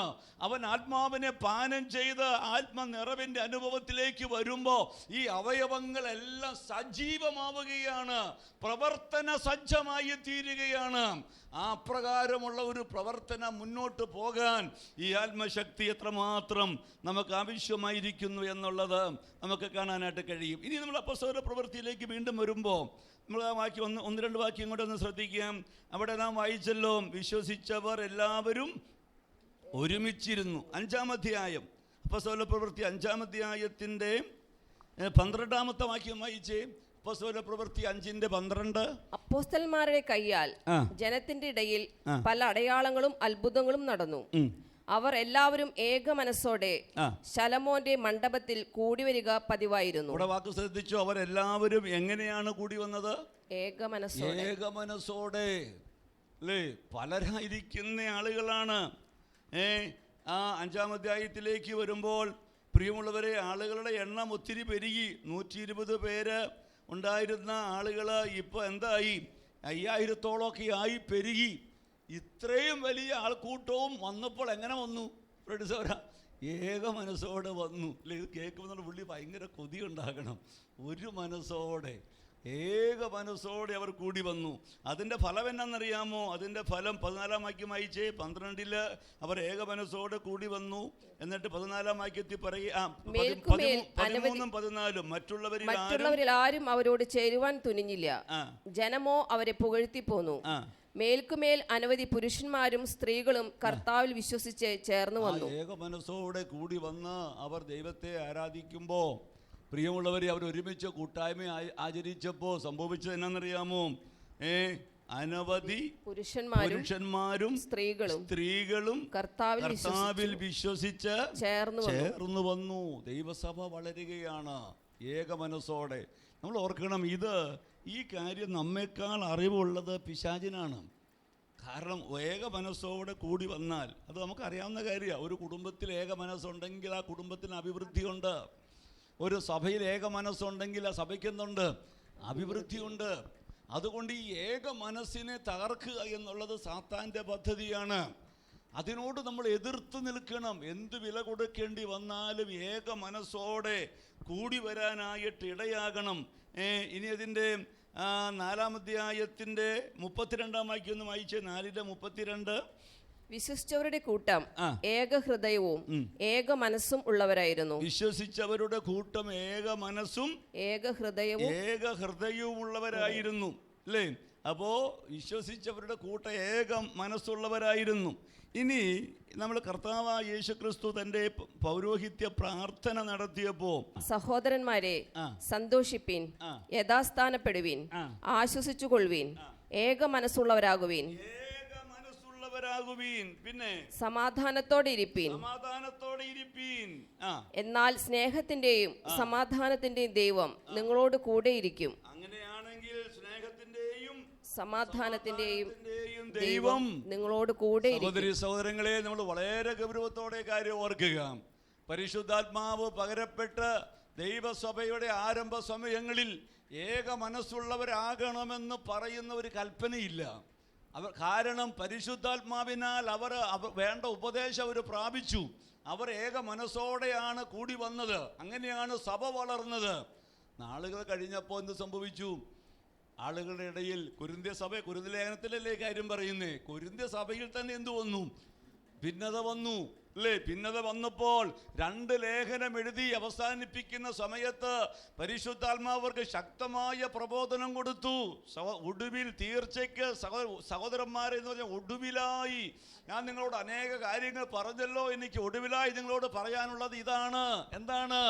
നിങ്ങൾ സന്തോഷിക്കണം, നിങ്ങൾ യഥാസ്ഥാനപ്പെടണം, നിങ്ങൾ ആശ്വസിച്ചു കൊള്ളണം, ഏക മനസ്സുള്ളവരാകണം, സമാധാനത്തോടെ ഇരിക്കണം. എന്നാൽ സ്നേഹത്തിന്റെയും സമാധാനത്തിന്റെയും ദൈവം നിങ്ങളുടെ കൂടെ ഇരിക്കും. അപ്പൊ ഏക മനസ്സോടെ ആയിരുന്നപ്പോ ദൈവം അവരുടെ കൂടെ ഉണ്ടായിരുന്നു. ദൈവം അവരോട് കൂടെ ഉള്ളത് കൊണ്ട് മറ്റുള്ളവർ ഈ സമൂഹത്തെ ഭയപ്പെട്ടു. അവരാരും ഇവരോട് അങ്ങനെ ചേരാൻ എന്ന് പറഞ്ഞാൽ എൻ്റെ അർത്ഥം, പ്രിയമുള്ളവരെ, അശുദ്ധരായിരിക്കുന്ന തിന്മയിൽ ജീവിക്കുന്ന ആളുകളൊന്നും ഇവരോട് ചേരാൻ തുനിഞ്ഞില്ല. അവർ ഭയപ്പെട്ടു, മാനസാന്തരപ്പെട്ടു വന്നവരാണ് പ്രിയമുള്ളവരെ ആ കൂട്ടത്തിലായത്. അങ്ങനെയാണ് അനവധി പുരുഷന്മാരും സ്ത്രീകളും എന്ത് ചെയ്തത്? വിശ്വസിച്ച് വരാനിടയായത്. ഈ സന്ദേശമൊക്കെ കേൾക്കുമ്പോൾ നമ്മുടെ ഹൃദയത്തിലേക്ക് ഒരു വലിയ കത്തലുണ്ടാകണം. ഞങ്ങളുടെ ഓരോ കൂട്ടായ്മയും കർത്താവേ, ഞങ്ങൾക്ക് ഏക മനസ്സോടെ എന്ത് ചെയ്യണം? കൂടി വരാൻ കഴിയണം. ഈ ഏക മനസ്സിനെ തകർക്കുന്നതൊന്നും ദൈവമക്കളെ നമ്മുടെ ജീവിതത്തിൽ വരരുത്.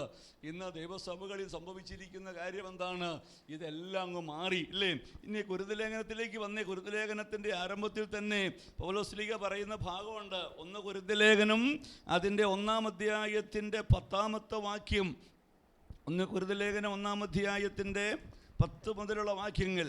സഹോദരന്മാരെ, നിങ്ങൾ എല്ലാവരും ഒന്ന് തന്നെ സംസാരിക്കുകയും നിങ്ങളിടയിൽ ഭിന്നത ഭവിക്കാതെ ഏക മനസ്സിലും ഏക അഭിപ്രായത്തിലും യോജിച്ചിരിക്കുകയും വേണമെന്ന് ഞാൻ നിങ്ങളെ നമ്മുടെ കർത്താവായ യേശുക്രിസ്തുവിന്റെ നാമം ചൊല്ലി പ്രബോധിപ്പിക്കുന്നു. പ്രിയമുള്ളവരെ, ഇങ്ങനെ ഒരു പ്രബോധന വാക്യം നമ്മൾ മറ്റെവിടെയും ശ്രദ്ധിച്ചിട്ടുണ്ടോ? ഞാൻ കർത്താവിന്റെ നാമം ചൊല്ലി എന്ത് ചെയ്യുക?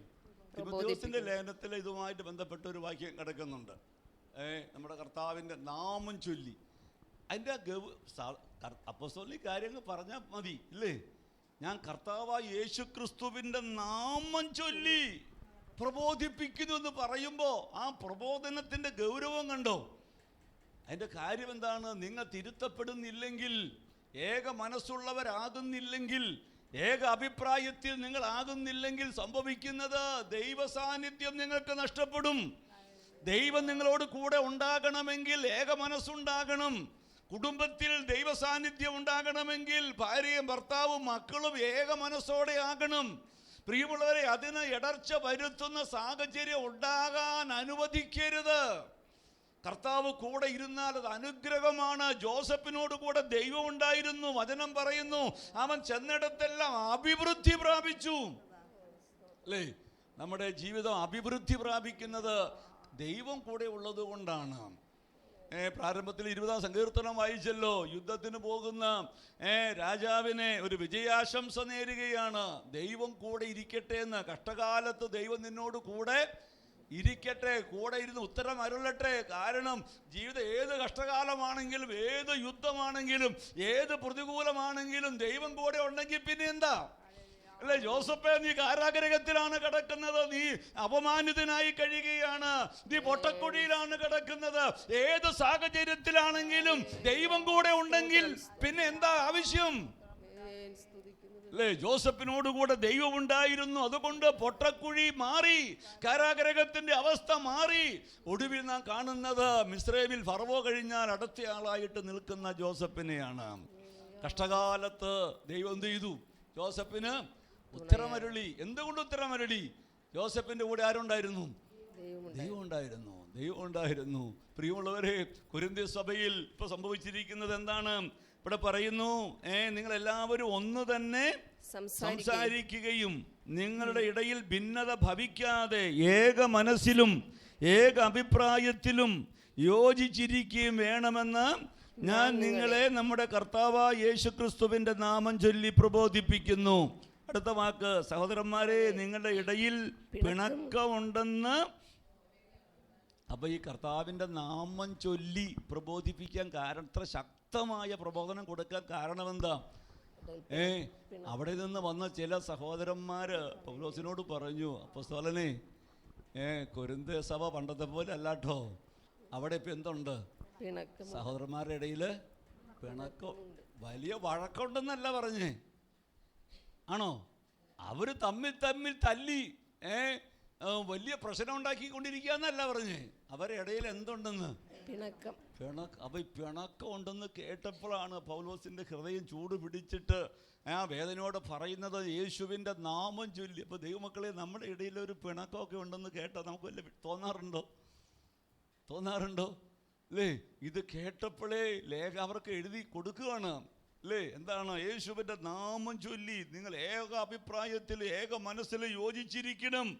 ഇനി പിണക്കമുണ്ടെന്ന് ക്ലോവയുടെ ആളുകളാൽ എനിക്ക് അറിവ് കിട്ടിയിരിക്കുന്നു. അടുത്ത വാക്യം, നിങ്ങളിൽ ഓരോരുത്തൻ, ഞാൻ പൗലോസിന്റെ പക്ഷക്കാരൻ, ഞാൻ അപ്പോലോസിന്റെ പക്ഷക്കാരൻ, ഞാൻ കേഫാവിന്റെ പക്ഷക്കാരൻ, ഞാൻ ക്രിസ്തുവിന്റെ പക്ഷക്കാരൻ എന്നിങ്ങനെ പറയുന്നു പോൽ ക്രിസ്തു വിഭാഗിക്കപ്പെട്ടിരിക്കുന്നുവോ? പ്രിയമുള്ളവരെ, 4 പക്ഷക്കാര് ഉണ്ട് അവിടെ. എന്നിട്ട് 13-ാം വാക്യത്തിൽ പറയുന്ന, ജനി ശ്രദ്ധിക്കുന്നുണ്ട് വാക്യം അല്ലേ? ക്രിസ്തു എന്തായിരിക്കുന്നു? വിഭാഗിക്കപ്പെട്ടിരിക്കുന്നു. എന്താ ആ ചോദ്യത്തിന്റെ അർത്ഥം? എന്തായിരിക്കും? എല്ലാവരും ക്രിസ്തുവിനെ തന്നെയാ പറയുന്നത് അല്ലേ? സഭ ക്രിസ്തുവിന്റെ ശരീരമല്ലേ? അപ്പൊ ക്രിസ്തു ആരാണ്? തലയാണ്. ഇപ്പൊ 4 ഗ്രൂപ്പായിരിക്കുമ്പോ ഇപ്പൊ എത്ര തല വേണം? 4 തല. ഈ 4 ഗ്രൂപ്പിനും തല വേണമെങ്കിൽ എത്ര തല വേണം? അപ്പൊ അങ്ങനെ 4 തല വേണമെങ്കിൽ ഇപ്പൊ എന്ത് വേണം? ക്രിസ്തു ഇപ്പൊ എന്ത് ചെയ്യണം? വിഭാഗിക്കപ്പെടണം അല്ലെ? 4 ആക്കണം. 4 ആക്കിയിട്ട് ഓരോ കഷണം ഓരോ ഗ്രൂപ്പിന് അല്ലെ? പൗലോസിന്റെ ചോദ്യം നോക്കിക്കേ, ക്രിസ്തു വിഭാഗിക്കപ്പെട്ടിരിക്കുന്നുവോ? എന്നിട്ട് അടുത്ത വാക്ക് അതിനേക്കാൾ ഗൗരവ. എന്നാന്നറിയോ? പൗലോസ് നിങ്ങൾക്ക് വേണ്ടി ക്രൂശിക്കപ്പെട്ടുവോ? അല്ലേ? സാധാരണ നിലയിൽ പൗലോസ് സന്തോഷിക്കേണ്ടതാണ്, എൻ്റെ കൂടെ ഗ്രൂപ്പ് ഉണ്ടല്ലോ. അവിടെ 4 ഗ്രൂപ്പുള്ളതിൽ ഒരു ഗ്രൂപ്പ് ആരുടെ കൂടെയാണ്? പൗലോസിൻ്റെ കൂടെയാ അല്ലേ? അപ്പോൾ പൗലോസിന് എന്ത് ചെയ്യാം? കുറച്ച് പേരെങ്കിലും എൻ്റെ കൂടെ ഉണ്ടല്ലോ എന്ന് പറയാല്ലേ? പൗലോസിൻ്റെ ചോദ്യം കണ്ടോ? നിങ്ങൾ എന്ത് കണ്ട എൻ്റെ കൂടെ കൂടിയെന്ന്? ഞാൻ നിങ്ങൾക്ക് വേണ്ടിയാണ് ക്രൂശിക്കപ്പെട്ടോ? പൗലോസ് നിങ്ങൾക്ക് വേണ്ടി ക്രൂശിക്കപ്പെട്ടോ? നിങ്ങൾക്ക് വേണ്ടി ക്രൂശിക്കപ്പെട്ടത് ആരാ? ക്രിസ്തുവല്ലേ നിങ്ങൾക്ക് വേണ്ടി ക്രൂശിക്കപ്പെട്ടത്. പിന്നെ എന്തുകൊണ്ടാണ് നിങ്ങൾ എൻ്റെ പക്ഷത്ത് നിൽക്കുന്നേ? അപ്പൊലോസ് നിങ്ങൾക്ക് വേണ്ടി ക്രൂശിക്കപ്പെട്ടോ? കേഫാവ് നിങ്ങൾക്ക് വേണ്ടി ക്രൂശിക്കപ്പെട്ടോ? അപ്പോൾ നമ്മൾ ആരുടെ പക്ഷത്ത് നിൽക്കണം? നമുക്ക് വേണ്ടി ക്രൂശിക്കപ്പെട്ട ക്രിസ്തുവിന്റെ പക്ഷത്തായിരിക്കണം. ക്രിസ്തുവിനോട് ചേർന്ന് നിൽക്കണം. ക്രിസ്തുവിനോട് ചേർന്ന് നിന്നാലത്തെ ഗുണം എന്നാണെന്നറിയാമോ? ക്രിസ്തുവിനോട് ചേർന്ന് നിൽക്കുന്നയാൾ പൗലോസിന്റെ പക്ഷത്തായിരിക്കും, അപ്പൊലോസിന്റെ പക്ഷത്തായിരിക്കും, പിന്നെ കേഫാവിന്റെ പക്ഷത്തായിരിക്കും, പൗലോസിന്റെ പക്ഷത്തായിരിക്കും. അതിന്റെ കാര്യം എന്നാണെന്നറിയാമോ? 3-ാം അധ്യായം വായിക്കുമ്പോൾ, 3-ാം അധ്യായത്തിലേക്ക് വരുമ്പോൾ പൗലോസ് അത് വ്യക്തമാക്കി കൊടുക്കുന്നുണ്ട്. 3-ാം അധ്യായത്തിന്റെ 4-5 വാക്യങ്ങൾ. ഒരുത്തൻ ഞാൻ പൗലോസിന്റെ പക്ഷക്കാരനെന്നും മറ്റൊരുത്തൻ ഞാൻ അപ്പോലോസിന്റെ പക്ഷക്കാരനെന്നും പറയുമ്പോൾ നിങ്ങൾ സാധാരണ മനുഷ്യരല്ലയോ? അപ്പോലോസ് ആർ? പൗലോസ് ആർ? തങ്ങൾക്ക് കർത്താവ് നൽകിയതുപോലെ നിങ്ങൾ വിശ്വസിപ്പാൻ കാരണമായി തീർന്ന ശുശ്രൂഷക്കാരത്രേ. അപ്പൊ ഈ അപ്പോസ്തലന്മാരൊക്കെ ആരാണ്? നിങ്ങൾ വിശ്വസിക്കാൻ കാരണമായി തീർന്ന ശുശ്രൂഷക്കാരാണ്. നിങ്ങളെ ശുശ്രൂഷിക്കാൻ ദൈവമാക്കിയ ആളുകളാണ്. അപ്പൊ നിങ്ങൾ കർത്താവിന്റെ പക്ഷത്താണെങ്കിൽ നിങ്ങൾ ആരുടെ പക്ഷത്തായിരിക്കും? അപ്പൊല്ലോസിന്റെയും പ്രശ്നങ്ങളിൽ പ്രവേശിക്കുകയും തന്റെ ജഡമനസ്സിനാൽ വെറുതെ ചീർക്കുകയും തലയെ മുറുകെ പിടിക്കാതിരിക്കുകയും ചെയ്യുന്നവൻ ആരും നിങ്ങളെ വിരുദ് തെറ്റിക്കരുത്. പ്രിയമുള്ളവരെ, പൗലോസ് തന്റെ പക്ഷത്ത് നിൽക്കുന്നവരെ ശാസിക്കാൻ കാരണം എന്നാണെന്നറിയാമോ? പൗലോസ് എന്താ മുറുകെ പിടിച്ചേക്കുന്നേ? തലയെ മുറുകെ പിടിച്ചു, അല്ലേ? പൗലോസിലേക്ക് തലയെ മുറുകെ പിടിച്ചില്ലായിരുന്നെങ്കിൽ ഇന്ന് സംഭവിച്ചേനെ. തൻ്റെ പക്ഷത്ത് നിൽക്കുന്നവരുടെ ഗ്രൂപ്പിൽ താനായേനെ, അല്ലേ? മറ്റു ഗ്രൂപ്പിനൊക്കെ വിട്ടേനെ, അല്ലേ? പക്ഷെ തലയെ മുറുകെ പിടിച്ചതുകൊണ്ട് പ്രിയമുള്ളവരെ, പൗലോസ് അവരെ ശക്തമായ ഭാഷയിൽ തൻ്റെ പക്ഷത്തുള്ളവരെയും വിമർശിക്കുകയാണ്. നമ്മൾ ആ വാക്ക് ഓർക്കുക. സ്വന്തം ദർശനങ്ങളിൽ പ്രവേശിക്കുകയും ജഡമനസ്സിനാൽ വെറുതെ ചീർക്കുകയും തലയെ മുറുകെ പിടിക്കാതിരിക്കുകയും ചെയ്യുന്നവൻ ആരും നിങ്ങളുടെ വിരുദ്ധം തെറ്റിക്കരുത്. അടുത്ത വാക്ക് ശ്രദ്ധിച്ചേ. തലയായവനിൽ നിന്നല്ലോ ശരീരം മുഴുവൻ സന്ധികളാലും ഞരമ്പുകളാലും ചൈതന്യം ലഭിച്ചും ഏകീഭവിച്ചും ദൈവികമായ വളർച്ച പ്രാപിക്കുന്നു. ഓരോ അവയവങ്ങൾക്കും വളർച്ച വരുന്നത് ഏതിൽ നിന്നാണ്? തലയിൽ നിന്നാണ്. തലയെ മുറുകെ പിടിക്കുമ്പോഴാണ് ആത്മീയമായ വളർച്ച ഉണ്ടാകുന്നത്, അല്ലേ? ഇനി നിങ്ങൾ തലയുമായി ബന്ധം നിഷേധിക്കപ്പെട്ട ഒരവയവത്തെ നിങ്ങൾ ശ്രദ്ധിച്ചു നോക്കിക്കേ, അല്ലേ? ഇപ്പോൾ സ്ട്രോക്ക് ഒക്കെ വർദ്ധിക്കുന്നൊരു കാലഘട്ടമാണ്. സ്ട്രോക്ക് വന്നാൽ സംഭവിക്കുന്ന എന്താ? തലച്ചോറിലേക്കുള്ള ഞരമ്പ് ബ്ലോക്കായപ്പോൾ ഏതെങ്കിലും ഒരു അവയവം എന്ത് ചെയ്തു? നഷ്ടപ്പെട്ടു, പാരലൈസായി. തലയുമായിട്ടുള്ള ബന്ധം നിഷേധിക്കപ്പെട്ടാൽ ആ അവയവം പാരലൈസായിരിക്കുന്നത് പോലെ തലയുമായിട്ടുള്ള ബന്ധം വിച്ഛേദിക്കപ്പെടുന്ന ദൈവസഭയിലെ ദൈവമക്കൾക്ക് സംഭവിക്കുന്നത് ആത്മീയ വളർച്ചയില്ലാതാകുന്നു, ഒരാത്മീയ ഉത്സാഹമില്ലാതാകുന്നു. പ്രിയമുള്ളവർ, ഒരവയവം ഈ പാരലൈസായി കിടക്കുന്ന ഈ അവയവത്തെ കൊണ്ട് ആർക്കെങ്കിലും പ്രയോജനമുണ്ടോ? നിങ്ങളൊന്ന് ആലോചിച്ച് നോക്കിയേ. ഈ കൈ പാരലൈസായി, ഈ അവയവത്തെ കൊണ്ട് ആർക്കെങ്കിലും പ്രയോജനമുണ്ടോ? ഇനി എനിക്കും പ്രയോജനമുണ്ടോ? അല്ലേ? ഈ അവയവം പോയി. ഇനി തലയുമായിട്ടുള്ള ബന്ധം എന്താക്കണം? ശരിയാക്കണം, അല്ലേ? കാരണം ബ്ലോക്ക് വന്ന അവസ്ഥ മാറി പ്രിയമുള്ളവരെ, ആ രക്തോട്ടം ശരിക്കും ഉണ്ടാകണം. അത് ഉണ്ടാകാൻ വേണ്ടി ഡോക്ടർ പറയുകയാണ് എന്ത് ചെയ്യണമെന്ന്? എക്സസൈസ് ചെയ്യണം, അല്ലേ? ഫിസിയോതെറാപ്പി ചെയ്യണം. കാരണം പ്രിയമുള്ള ഒരർത്ഥത്തിൽ ദൈവസഭയിലെ ശുശ്രൂഷകളൊക്കെ ഈ ഒരു ഫിസിയോതെറാപ്പിക്ക് തുല്യമാണ്, അല്ലേ? ഉത്സാഹിപ്പിക്കുകയാണ്, പ്രാർത്ഥിക്കാൻ ഉത്സാഹിപ്പിക്കുകയാണ്, കൂട്ടായ്മയ്ക്ക് വേണ്ടി ഉത്സാഹിപ്പിക്കുകയാണ്, അല്ലേ? ഞാൻ ഓർക്കുന്ന ഈ ഓൺലൈൻ മീറ്റിങ്ങുകളൊക്കെ നടക്കുമ്പോൾ പങ്കെടുക്കാതിരിക്കുന്നത് കാണുമ്പോൾ ഉള്ളി ഭയങ്കര വേദനയാണ് ഉള്ളിൽ. അപ്പോൾ ഞാൻ ചിന്തിക്കുന്നത്, എന്തുകൊണ്ട് ഇനിയിപ്പോൾ നിർബന്ധിച്ചിട്ടും കാര്യമുണ്ടോ? പ്രിയമുള്ളവരെ, കാരണം വീട്ടിലിരുന്ന് കേൾക്കാം. സഹോദരിമാരെ, നമ്മുടെ കൂട്ടായ്മ, സഹോദരിമാർക്കുള്ള ഒരു സെൻറ്ററിൻ്റെ ഒരു കൂട്ടായ്മ നടക്കുമ്പോൾ അതിലങ്ങ് പങ്കെടുക്കുക എന്തൊരു സന്തോഷമാണത്, എല്ലാവരും അതിൻ്റെ ഭാഗവാക്കാകുമ്പോൾ, അല്ലേ? കാരണം അവയവം എന്താകുക. കഴിഞ്ഞ ദിവസമൊക്കെ പ്രിയമുള്ളവരെ, കണ്ണാറ ചർച്ചിലെ ഒരു മോളൊക്കെ മെസ്സേജ് പറഞ്ഞു. എനിക്ക് തോന്നുന്നേ നമ്മുടെ പല പാസ്റ്റർമാർ പറഞ്ഞ മെസ്സേജും അതിനോട് ഒക്കില്ലെന്നാണ് ഈ അടുത്ത സമയങ്ങളിൽ. അത്രയും ശക്തമായിട്ട് ഞാൻ ചോദിക്കട്ടെ, അതിനൊക്കെ പ്രാപ്തരായ ആളുകൾ ഇതിനകത്തും ഇരിക്കുന്നുണ്ട്, അല്ലേ? അതിനൊക്കെ അവസരങ്ങളാണ് സഹോദരിമാരുടെ കൂട്ടായ്മ. നിങ്ങൾ പങ്കെടുക്കണം, അല്ലേ? ഈ അവയവം മറ്റൊരാൾക്ക് പ്രയോജനമാകണം. ഞാനൊരു മെസ്സേജ് പറഞ്ഞു, ഞാനൊരു പാട്ടുപാടി, ഞാനൊന്ന് പ്രാർത്ഥിച്ചു, അത് മറ്റൊരാൾക്ക് ആത്മീക വർധന വന്നു. അപ്പോഴാണ് അവയവങ്ങൾ തമ്മിൽ എന്താകുന്നത്? പരസ്പരം യോജിച്ചിരിക്കുന്നതിൻ്റെ പ്രയോജനം ഉണ്ടാകുന്നത്. പക്ഷെ പല സഭകളിലും പല അവയവങ്ങൾ എന്തായി കിടക്കുന്നു? പാരലൈസായി കിടക്കുന്നു. ശരീരത്തിന് പ്രയോജനം ഇല്ലെന്ന് മാത്രമല്ല, ശരീരത്തിനൊരു അപമാനവും കൂടെയാണ്. ശരിയാണോ? കാരണം ഈ പാരലൈസായി കിടക്കുന്ന ശരീരത്തെ കാണുമ്പോൾ ആളുകൾ വിളിക്കുന്ന പേരെന്താ? വിളിക്കുന്നത്? വികലാംഗൻ, അല്ലേ? ആരായി തീർന്നു? വൈകല്യമുള്ള ആളായിട്ട് മാറി. പൂർണ്ണാരോഗ്യവാനായിരിക്കേണ്ട വ്യക്തി ഇപ്പോൾ ആരായി മാറി? അല്ലേ? ഒരു വികലാംഗനായിട്ട് മാറി. കാരണം എവിടെയാണ്? ശിരസുമായിട്ടുള്ള ബന്ധം നഷ്ടപ്പെട്ടു. സഹോദരങ്ങളെ, നാം തിരുവത്താഴ ശുശ്രൂഷയിലേക്ക് ഇന്ന് വരുമ്പോൾ കർത്താവിനെ നമുക്ക് മുറുകെ പിടിക്കാനായിട്ട് കഴിയട്ടെ. പൗലോസിൻ്റെ ഭാഷ നമ്മുടെ മനസ്സിൽ, ഇവിടെ നമ്മളെ കൊലോസ്യ ലേഖനത്തിൽ വായിക്കും, ഒന്നോടെ വായിക്കാം, ഒരാൾ ഒന്നോടെ ഉറക്കെ വായിക്കാമോ? 2 കൊലോസ്യ 2:19 വാക്യം. തലയായവനിൽ നിന്നല്ലോ ശരീരം മുഴുവൻ സന്ധികളാലും ശരീരം മുഴുവൻ എന്ന് പറയുമ്പോ നമ്മൾ എങ്ങനെ ഓർക്കണം? ഈ സഭയിലായിരിക്കുന്ന, മണ്ണുത്തി സഭയിലായിരിക്കുന്ന മുഴുവൻ വിശ്വാസികളും, അതല്ലേ ശരീരം മുഴുവൻ എന്ന് പറഞ്ഞാൽ മുഴുവൻ അംഗങ്ങളും എങ്ങനെയായിരിക്കണം? സന്ധികളാലും ഞരമ്പുകളാലും ചൈതന്യം ലഭിച്ചും ഏകീഭവിച്ചും ദൈവികമായ വളർച്ച പ്രാപിക്കുന്നു. നമ്മുടെ ഏക മനസ്സ് ഇവിടെ വന്നുല്ലേ, ഏകീഭവിച്ചു, ഏക മനസ്സ് അല്ലേ, തലയിൽ നിന്ന് ഏകീഭവിച്ച് ദൈവികമായിരിക്കുന്ന വളർച്ച പ്രാപിക്കുന്നു. പ്രിയമുള്ളവരെ, ദൈവികമായ വളർച്ച പ്രാപിക്കാൻ കഴിയാതെ നാളുകൾ പലതും പിന്നിട്ടിട്ടും ഞാൻ മറ്റൊരാൾക്ക് പ്രയോജനമാകാതിരിക്കുന്നുവോ, സഭയ്ക്ക് പ്രയോജനമാകാതിരിക്കുന്നുവോ, എന്നെക്കൊണ്ട് ദൈവസഭയ്ക്ക് മറ്റ് അവയവങ്ങൾക്ക് പ്രയോജനമുണ്ടോ? കഴിഞ്ഞ നാളുകളിൽ എന്നെക്കൊണ്ട് ആർക്കെങ്കിലും പ്രയോജനം ഉണ്ടായിട്ടുണ്ടോ? അതല്ലേ ഈ കൈ കൊണ്ട് മറ്റേ കൈക്ക് എന്തുണ്ടാകണം? പ്രയോജനം. അതല്ലേ വളർച്ച എന്ന് പറയുന്നേ, അല്ലേ? ഈ അവയവം ആരോഗ്യത്തോടെ ഇരിക്കുന്നു എന്ന അർത്ഥം എന്താ? മറ്റുള്ളവർക്ക് ഇത് പ്രയോജനമാകണം, മറ്റ് അവയവങ്ങൾക്ക് പ്രയോജനമാകണം.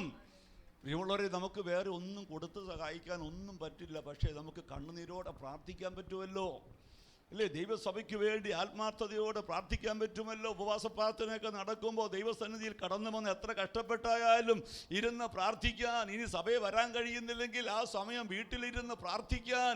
കർത്താവേ, സഭയ്ക്കൊരു വളർച്ചയുണ്ടാകണം. വിശ്വാസി കുടുംബങ്ങളെ ഓരോന്നും പേര് പറഞ്ഞ്, ചിലരൊക്കെ രോഗികൾ, പ്രയാസം അനുഭവിക്കുന്നവര്, പ്രിയമുള്ളവരെ, അങ്ങനെ അവർക്ക് വേണ്ടിയൊക്കെ ഇടിവിൽ നിൽക്കാൻ, പ്രാർത്ഥിക്കാനൊക്കെ കഴിയുന്നുണ്ടെങ്കിൽ നാം പ്രയോജനമുള്ള അവയവങ്ങളാകുകയാണ്.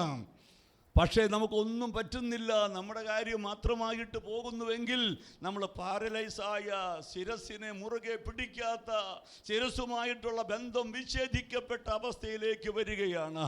പ്രിയമുള്ളവരെ, യഹൂദന്മാരോ യവനന്മാരോ ദാസരോ സ്വതന്ത്രരോ വ്യത്യസ്ത തലങ്ങളിൽ സംസ്കാരങ്ങളുള്ള ആളുകളെല്ലാം ഏക ശരീരമാകുമാറ് ഒരേ ആത്മാവിനെ പാനം ചെയ്തും ഒരേ ആത്മാവിനാൽ സ്നാനമേറ്റും ഇരിക്കുന്നു.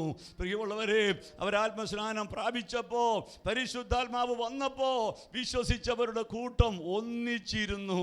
അവർ ഒന്നിച്ചിരുന്നത് കൊണ്ട് മറ്റുള്ളവരുടെ ദുഃഖം, വേദന തങ്ങളുടെ വേദനയായി മാറി.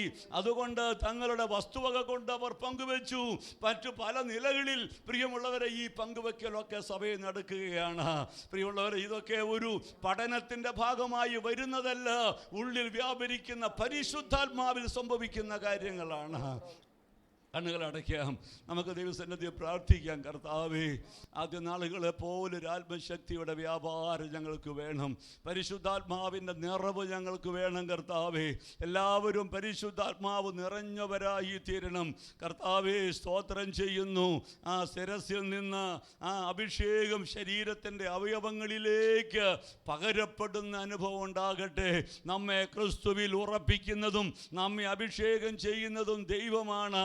സഭ ക്രിസ്തു സഭയുടെ ശിരസായിരിക്കുന്നുവെങ്കിൽ ആ ശിരസായിരിക്കുന്ന ക്രിസ്തുവിലുള്ള അഭിഷേകം, പ്രിയമുള്ളവരെ, ക്രിസ്തുവുമായി ബന്ധപ്പെട്ട് നിൽക്കുന്ന ഓരോ അവയവങ്ങളിലേക്കും ഒഴുകുകയാണ്. തലയായവനിൽ നിന്നല്ലോ ശരീരം മുഴുവൻ സന്ധികളാലും ഞരമ്പുകളാലും ചൈതന്യം പ്രാപിച്ച്, ശിരസിൽ നിന്ന്, തലയിൽ നിന്ന്, ക്രിസ്തുവിൽ നിന്ന് ശരീരത്തിൻ്റെ ഓരോ അവയവങ്ങളിലേക്കും ഈ അഭിഷേകം, ഈ ജീവൻ, ഈ ആത്മശക്തി ഒഴുകുകയാണ്. അതുകൊണ്ട് തലയെ നമുക്ക് മുറുകെ പിടിക്കാം, കർത്താവിനോട് നമുക്ക് പറ്റിയിരിക്കാം. പെന്തക്കോസ്ത് നാളിൽ പകരപ്പെട്ട ഒരു ആത്മശക്തി ഇനിയും സംഭവിക്കട്ടെ. നമുക്ക് ആ പാട്ടിൻ്റെ ഈരടികളിൽ നിന്ന് ചേർന്ന് പാടാം. പെന്തക്കോസ്ത് നാളിൽ മുൻമഴ പെയ്യിച്ച പരമപിതാവേ പിന്മഴ നൽകുക. എല്ലാവർക്കും എഴുന്നേറ്റ് നിന്ന് നമുക്കൊന്ന് ഒരുമിച്ചൊന്ന് പാടാം. ദൈവമക്കളെ, ഒരു ആത്മശക്തിക്ക് വേണ്ടി പ്രാർത്ഥിക്കാം. കർത്താവ്, നമ്മുടെ കുറവുകൾ, നമ്മുടെ വീഴ്ചകൾ ദൈവത്തോട് നമുക്കൊന്ന് പറഞ്ഞ്, കർത്താവേ ക്ഷമിക്കണമേ, ഞങ്ങൾക്ക് ഏക മനസ്സോടെ ഏകാഭിപ്രായത്തിൽ കുടുംബത്തിലും സഭയിലും എപ്പോഴും ഒന്നിച്ച് ഒരുമിച്ചിരിക്കാൻ ഞങ്ങളെ സഹായിക്കണമേ. നമ്മുടെ ഇടയിൽ ഭിന്നത വരാതിരിക്കട്ടെ. ഇന്ന് ഈ കർത്തൃമേശ നമ്മൾ പങ്കെടുക്കുമ്പോൾ അപ്പം ഒന്നായിരിക്കുന്നത് പോലെ നാം എപ്പോഴും ഒന്നാണ് എന്നുള്ള വലിയ ബോധ്യം എപ്പോഴും ഉണ്ടാകട്ടെ. എന്ന് ചേർന്ന് പാടാം. പെന്തക്കോസ്തു നാളിൽ മുൻമഴ പെയ്യിച്ച പരമപിതാവേ പിന്മഴ നൽകാം.